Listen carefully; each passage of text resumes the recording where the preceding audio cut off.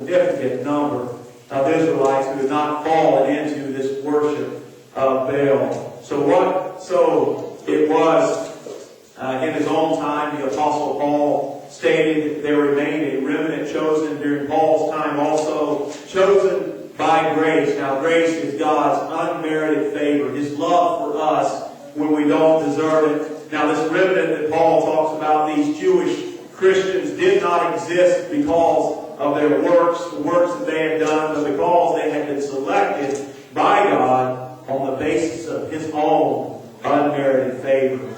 Grace and works are mutually exclusive principles. They do not go together. If the remnant of believers had earned their position by their works, then grace would no longer have been grace. Now, after grace, after this mercy, of course, works come in, that those who truly are born again will begin working for the cause of Christ, and they'll do that because of the Holy Spirit within them. But they are mutually exclusive when it comes to salvation. As a remnant chosen by grace, there was absolutely no room for personal merit or meritorious favor here or performance.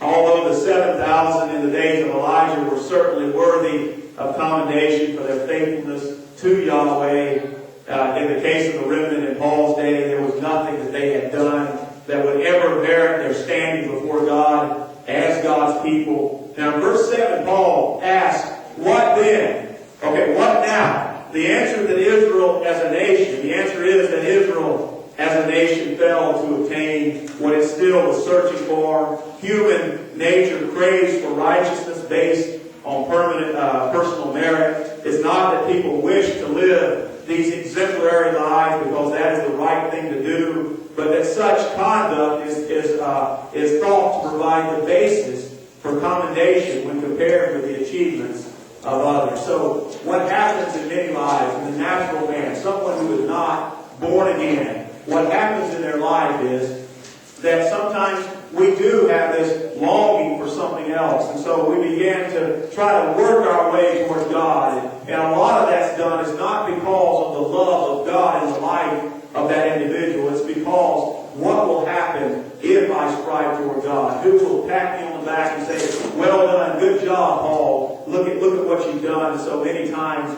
what we do is based upon what we want to receive from what we've done. When an absolute standard is removed, the goal is more readily achieved, and what's more, it allows for the pride of accomplishment. Now all of this has no place in God's plan for setting people right. What Israel saw and could not obtain had been achieved by the chosen remnant, and the rest of Israel had become hardened, and this was because they refused this way of faith. They had become insensitive to God's self-revelation and the promptings of His Holy Spirit. Disobedience never leaves a person in that same condition that they were in. Obedience draws the believer into an increasingly intimate relationship with the Lord, but disobedience separates, it hardens. And the nation of Israel was disobedient, and they were separated, and they were hardened. The tragic aspect of hardening is that disobedient people are increasingly unable to grasp the serious nature of their spiritual apostasy. Those that are hardened, that are disobedient, and therefore their hearts become hardened. The things of God are spiritually discerned, and they cannot see them. Their eyes are closed, and they fall off into apostasy. They fall away from God. According to Deuteronomy 29 verse 4 and Isaiah 29 verse 10, this is what Paul is quoting from here in the 8th verse of Romans.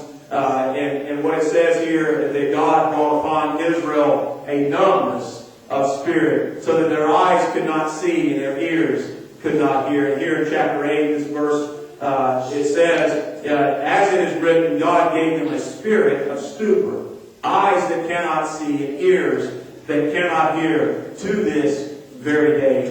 To Paul's very day, they had eyes that could not see and ears that could not hear. So the hardening of Israel is clearly seen in passages of the Old Testament. Israel's failure to trust resulted in a state of spiritual insensitivity. What's more, that attitude remains with them until this present day. And many have come up to me after the services and asked about Israel even to this day. And you can still see, as far as a large number of the nation of Israel, they still cannot see that the Messiah has come. He came over 2,000 years ago, and they still are blind to that. Now, there are some, God has a remnant that are being saved, and there are some that do see it, but many that don't. Spiritual hardening is a terminal disorder for which, in its advanced stages, there is no remedy. And in the same way, David, in the book of Psalms, chapter 69, he wrote of their feast. The feast that they're involved in, these Israelites, becomes snares and traps. Their celebrations prove to be hindrances and a retribution. You see that here in verse 10. Now, that retribution, if the Amplified Version translates it this way, a rebounding and a boomerang upon them. Think about casting a boomerang out. You're trying to hit a bird or something, and that boomerang goes around and comes back to you and hits you upside the head. And that's kind of what's happening here. Their feast, and what David is saying, and of course Paul is quoting from it, that all that they're doing that they think is for the glory of God is not really. It's not really for the glory of God. It is completely selfish. Their eyes were dimmed so that they could no longer see, and their backs were continually bent under their burden. And of course, again, verse 10 is a quote from Psalm 69. Now in verses 11 through 24, we see that Israel's rejection is not final. We know that it's not absolute, it's not total, as we just looked at it, but it's also not final. Now, look with me at verses 11 and 12.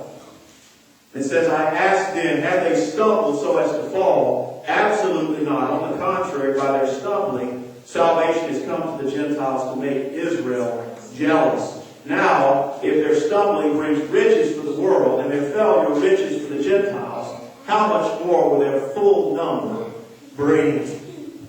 Now here, the next question to be raised is whether or not Israel's failure to believe had led to their absolute ruin. Now, they had stumbled. Had they stumbled irretrievably? Were they beyond any kind of recovery here? Once again, the answer is a resounding absolutely not. In fact, because of their rejection of the gospel, salvation has gone out to the Gentiles.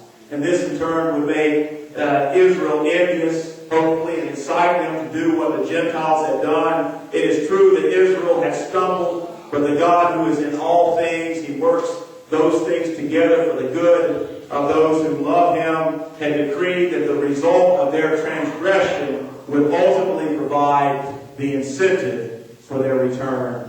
If Israel's false step had brought enrichment to the world, and their defeat had proved to be such a benefit for the Gentiles, just think about how much more, how much greater it would be in their restoration.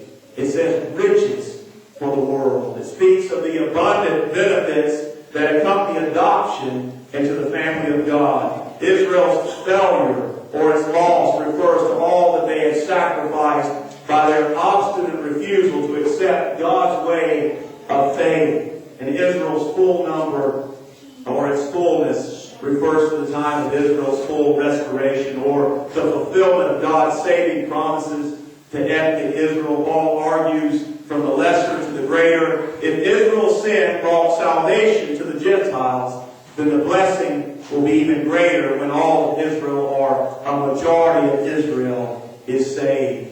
Now looking to verses 13 through 16, although this condition of Israel had been the major theme since the beginning of chapter 9, the apostle was writing primarily to Gentile believers. Throughout this section, he spoke of his Jewish kinsmen in the third person.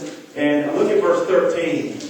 Now I am speaking to you, Gentiles. In view of the fact that I am an apostle to the Gentiles, I magnify my ministry. Now here Paul reminds these Gentile readers it was for them that he was talking, and he addressed them in the second person. He says, you Gentiles. Now, contrary to much that is written on this, the major theme of chapters 9, 10, and 11 is lest the fate of Israel than a warning to the Gentiles not to presume on their fortunate position as this wild branch has been grafted into an historic tree of the Jewish origin. Now, in writing to the Gentiles, Paul laid great stress on his